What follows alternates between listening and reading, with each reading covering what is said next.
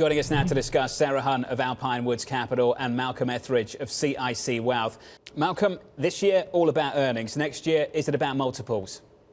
It probably has more to do with fundamentals and multiples because you'll have a lot more institutional traders participating than retail traders. Like this year, we saw a lot of price action and a lot of participation from retail traders that we just don't expect to see happen again next year. And one key indicator for that is we've already seen interest in trading among our own clients wane, right? So as individuals turn their attention to other things, there's just far fewer clients interested in discussing names like Peloton and Zoom and GameStop and Bitcoin than there were back in the summer, just as there are far fewer people downloading Robinhood's app these days. What do you think the catalyst is for that, Malcolm?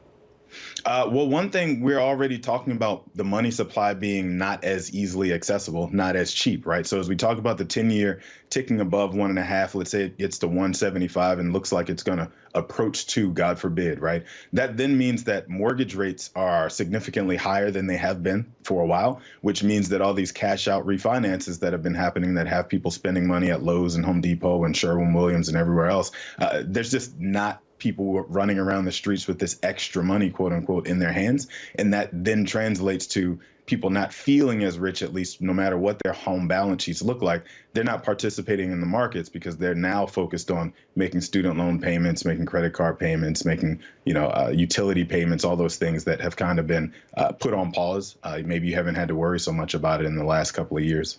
Sarah, can you respond to that? How much of a contribution you think there has been from what Malcolm just described? Well, what's interesting, it reminded me of the mortgage equity withdrawal discussion that we were having in 2007 going into 2008, because there was a lot of money coming out of cashing out then as well. I think you have had the last couple of years a lot of forbearance on certain payments. And I think that that is going to be an issue going forward because you don't see as much forbearance and you don't see the excess unemployment on the fiscal side that you were seeing. So you have both the Fed backing off and fiscal support backing off, and I think that that is an issue for individuals. I wanted to come back to you, Malcolm, on not just this sector, but more broadly, the reopening story of 12 months ago. If you think back 12 months, looking ahead 12 months, we were all talking about the reopening of the economy, the airlines. That story stalled out in spring, in the equity market at least. Your 10-year yield, that story topped at the end of March, the end of Q1. I feel like we're having this conversation almost again, Malcolm. People are talking about next year, the reopening of let's get back to business. This is the year of normalization, not just in America, but worldwide. Malcolm, what are your thoughts on that dynamic? Well, we do expect travel to actually be a surprise next year as it becomes a little bit easier to travel. It becomes a little bit safer to travel. People feel more comfortable. We think that that is one place that all of a sudden has become inelastic, right? Airline travel for most people, at least, recreationally, was sort of an elastic good. And now we expect it to become sort of inelastic as we are able to move around a little bit more freely. We have more people vaccinated. We have far fewer people getting hospitalized and that sort of thing. And we do expect that the airline supply will actually raise to meet the demand at some point. So eventually that graph starts to look more in line. Right now, it's completely out of whack where you have far more demand from consumers than you do actual supply from the airlines. And part of the reason that the CDC changed up their guidelines as far as the 5 days versus 10 versus 14 it initially was, is because airlines are saying we can't get our staff back on these planes fast enough to help work with and kind of herd these cats a little bit.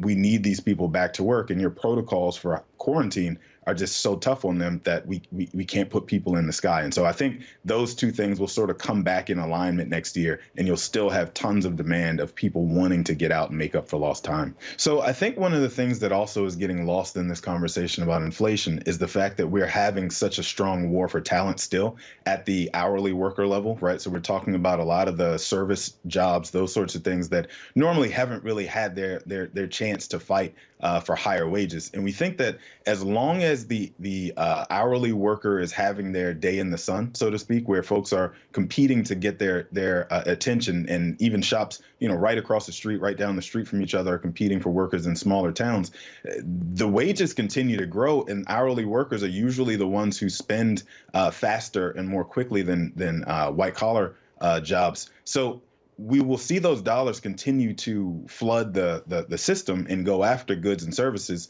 And so as long as there's more dollars chasing fewer goods like we have right now, because the hourly worker has more dollars in their pocket to spend on consumer staples, especially the inflation conversation about packaged goods and things like that we were just talking about in the clip before will continue to go up. But if we're talking about, bigger, more grand ideas like Cathie Wood is talking, it really comes back to the money supply part of the conversation. And if those dollars aren't as cheap for corporations to go borrow, it becomes very tough to invest in R&D to see that innovation that she's looking for. Malcolm, 2 points though, and let's pick up on the first one. It makes me think of margins almost immediately. Are you thinking sector to sector of the labour intensity of each sector? And if wages are going to continue to be seeing this higher pressure, better wages, better growth in them, are you avoiding certain sectors over others?